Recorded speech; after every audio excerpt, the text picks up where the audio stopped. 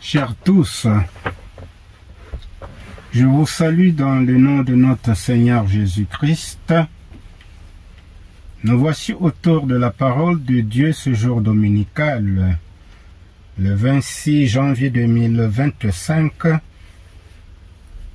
autour du texte tiré de 1 Corinthiens 12, les versets 12 à 30. Selon le calendrier liturgique, il s'agit de la deuxième lecture. Entendu que les textes de l'évangile d'aujourd'hui et les psaumes ont déjà fait l'objet des méditations antérieures. Alors prenez le temps de lire ce texte parce qu'il est pertinent. Il nous aide à comprendre ce qu'est le corps de Christ. C'est donc l'intitulé de ce texte, un seul corps avec plusieurs parties.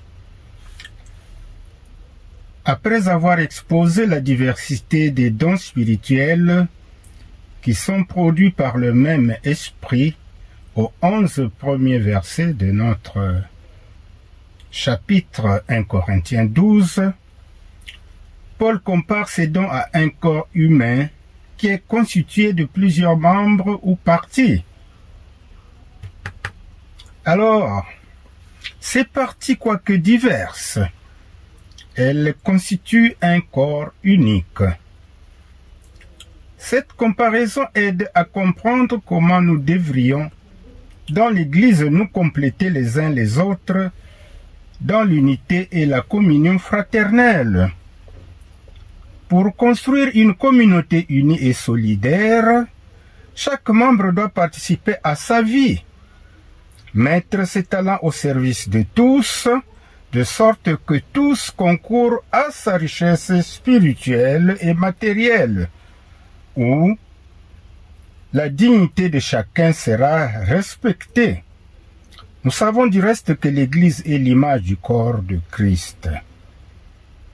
En parlant de baptême, qui est le sacrement qui nous unit à Christ, comme cela est dit au verset 13, l'apôtre veut nous montrer comment l'homme devient membre du corps de Christ et un avec tous ses frères.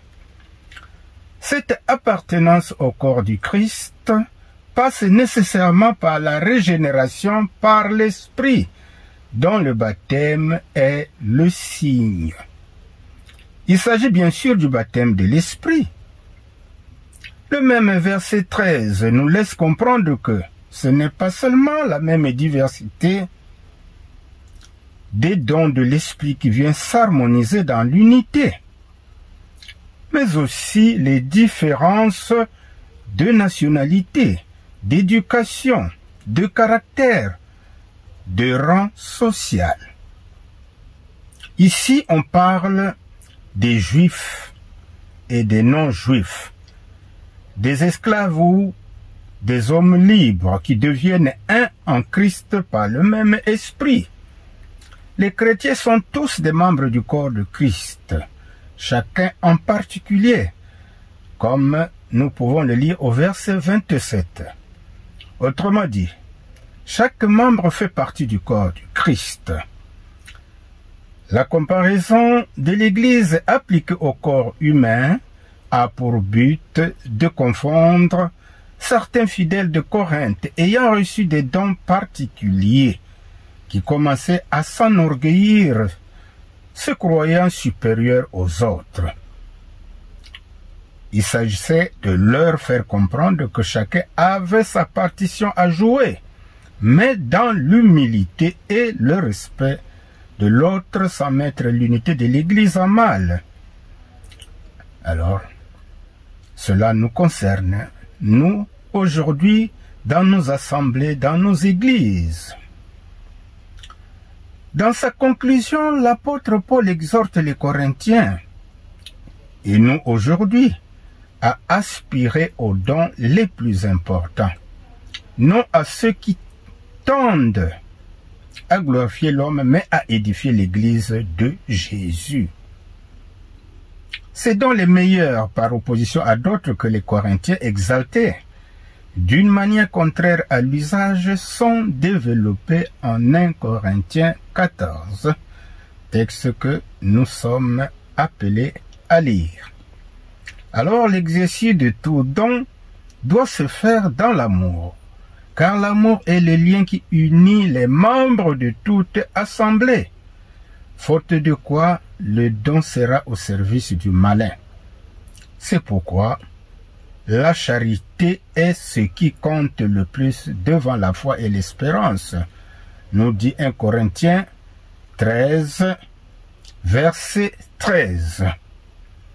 Alors, de ces 3 vertus théologales que sont donc l'amour ou la charité, la foi et l'espérance, eh bien, l'amour est la vertu la plus importante parce que c'est elle ou c'est elle qui fait le lien entre les membres.